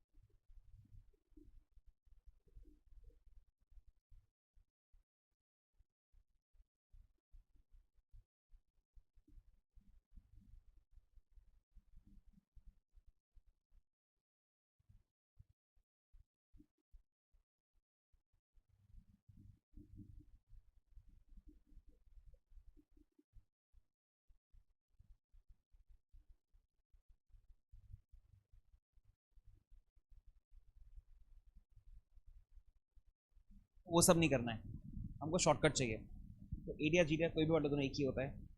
हम जीडीआर पढ़ते हैं, ग्लोबल डिपॉजिट रिसीट्स। एग्जाम्पल लेते हैं, ठीक है। Let's take the example of Infosys. Infosys के पॉइंट ऑफ व्यू से समझना, आईपीओ आ गया, एफपीओ आ गया, डिबेंचर इशू कर दिए, डिपॉजिट्स ले लिए, लोन ले लिया, सब कुछ कर लिया, अभी भी पैसा चाहिए क्योंकि company ever growing ever expanding है। तो पैसा कहाँ से लाए? इंडिया में तो हम जितना ले सकते हैं सबसे ले लिया, अब तो और भी ले लेंगे, पर अब कितना डाइल्यूशन करने का? तो हम दिमाग लगाते हैं, हम जाते हैं इंडिया के एक बैंक के पास, let's say it is SBI. SBI को जाके बोला कि हम हमारे 1 लाख शेयर्स आपके पास डिपॉजिट करते हैं। ये बात एसबीआई बता रहा है बैंक ऑफ यूएसए को कि मेरे पास इन्फोसिस के 1 लाख शेयर्स जमा है, मेरे कंट्रोल में है। इसके बदले में bank of USA to the people of USA issue करेगा डिपॉजिटरी रिसीट। शेयर जैसा ही होता है, डिपॉजिटरी मतलब हिस्से होते हैं छोटे छोटे। जैसे एग्जांपल लें, अगर इन्फोसिस के अंदर एक शेयर का भाव सपोज चल रहा है 1000 रुपये। नाउ फॉर यूएसए के पीपल दिस इज पीनट्स। उनके तो कितना हुआ, 80 के हिसाब से कन्वर्जन करें अगर तो कुछ डॉलर्स हुए, तो उनके तो ये सब क्या। तो हम क्या करेंगे वहाँ पे डिपॉजिट रिसीट के अंदर, सपोज हमने 5 शेयर को एक डिपॉजिट रिसीट बना दिया। अब ऐसा करके बैंक ऑफ यूएसए ने डिपॉजिट इशू करे, पीपल ऑफ यूएसए पैसा देंगे यहाँ से यहाँ, ये पैसा देगा यहाँ से यहाँ, और ये पैसा देगा यहाँ से यहाँ। ये दोनों खुश हैं क्योंकि इनको मिलेगा कमीशन, ये खुश है क्योंकि इसको मिलेगा पैसा, ये खुश है बिकॉज इनका इन्वेस्टमेंट हो गया एक अच्छी कंपनी के अंदर, मतलब उनका पोर्टफोलियो डाइवर्सिफाई हो गया। मोर ओवर, आपको अच्छा नहीं लग रहा हमारा डिपॉजिट रिसीट, आप उसको बेच सकते हो। It can be traded just like a stock in the stock exchange. तो जिसने भी खरीदा उसको अगर अच्छा नहीं लगा डिपॉजिट रिसीट तो उसको बेच भी सकता है स्टॉक एक्सचेंज पे, और कोई और खरीद लेगा। With respect to voting rights, वो आपको तभी मिलेंगे जब ये डिपॉजिट रिसीट्स कन्वर्ट हो जाते हैं शेयर्स के अंदर, नहीं तो नहीं मिलता। ऊपर ऊपर से बताया मैंने, एडीआर भी यही होता है, जीडीआर भी यही होता है। जीडीआर अदर देन यूएसए और एडीआर ओनली यूएसए, नाम ही उसका अमेरिकन डिपॉजिटरी रिसीट। देख ऐसा कुछ इंडिया इक्विटी शेयर्स देगा, डोमेस्टिक कस्टोडियन, कस्टोडियन क्यों बोला, बिकॉज उसके पास अपने शेयर्स पड़े हुए हैं, उसकी कस्टडी में है और वो इंडिया वाला है, डोमेस्टिक कस्टोडियन। वहाँ से ओवरसीज डिपॉजिटरी इन्फॉर्म करा हमने, और वहाँ से ओवरसीज इन्वेस्टर। इस तरह से बेसिकली पैसा मूव करता है। इसका तरीका दिया है, वोटिंग रेट मैंने आपको बताया। Anyway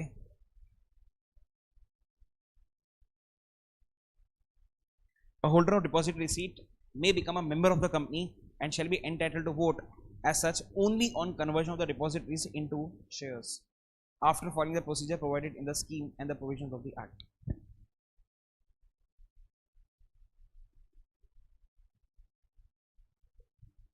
The deposit receipts can be issued by way of public offering or private placement or in any other manner prevalent in the concerned jurisdiction and may be listed or traded on the listing or trading platform. सिखाया हमने आपको already. The deposit receipts may be issued against issue of new shares or may be sponsored against shares held by shareholders of the company. The underlying shares shall be allotted in the name of the overseas depository bank and against such shares the depository shall be issued by the overseas depository bank. तो मैं आपको diagram से बताया यहाँ पे GR. A global deposit receipt is a general name for a deposit receipt where a certificate issued by a depository bank which purchases shares of foreign companies creates a security on a local exchange backed by those shares. GDR means any instrument in the form of deposit receipt by whatever name called created by a foreign depository outside India and authorized by a company making an issue of such deposit receipt. Section 41 provides company may issue deposit receipts in any foreign country after passing a special resolution in general meeting and subject to such conditions as may prescribe. ठीक है, मेरे काम का क्या हुआ, heading के बाद after passing special resolution in general meeting, और उसके बाद ये वोटिंग वाला पॉइंट, ठीक है। उसी जगह में कुछ काम करने, इतना लिखो फिर आगे बात करते हैं। 2 लाइन हेडिंग और वो बोलिए सर। वहां वालों को ओके सब कुछ वो सारे अधिकार मिल जाएंगे शेयर होल्डर के पास होते हैं सब कुछ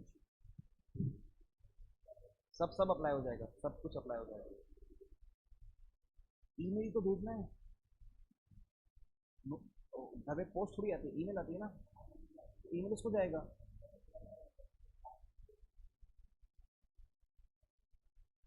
हाँ तो वहाँ के फॉलो करने पड़ेंगे एसईसी के नियम कानून फॉलो करने पड़ेंगे यूएसए के जो बहुत स्ट्रिक्ट है वो फॉलो करना पड़ेगा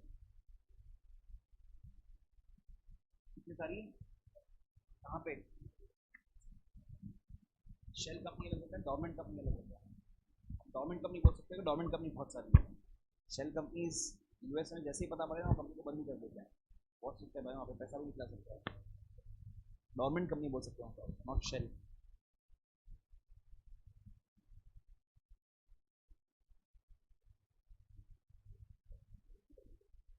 हाँ पेनी स्टॉक्स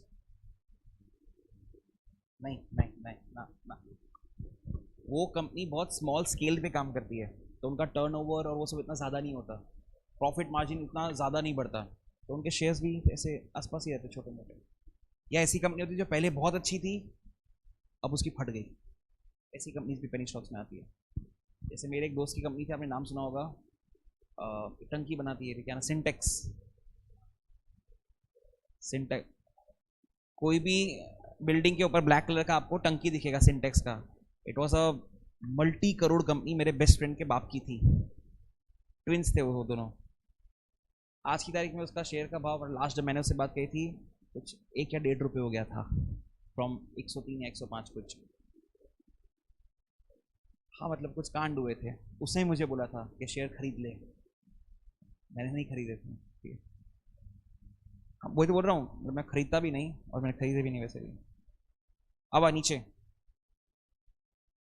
ऐसे मेरे भाई की एक लिस्टेड कंपनी है एग्रीकल्चर की एग्रोटेक करके वो भी मुझे बोलता रहता है कजिन शेयर खरीद लें वोटिंग रेट्स पे आते हैं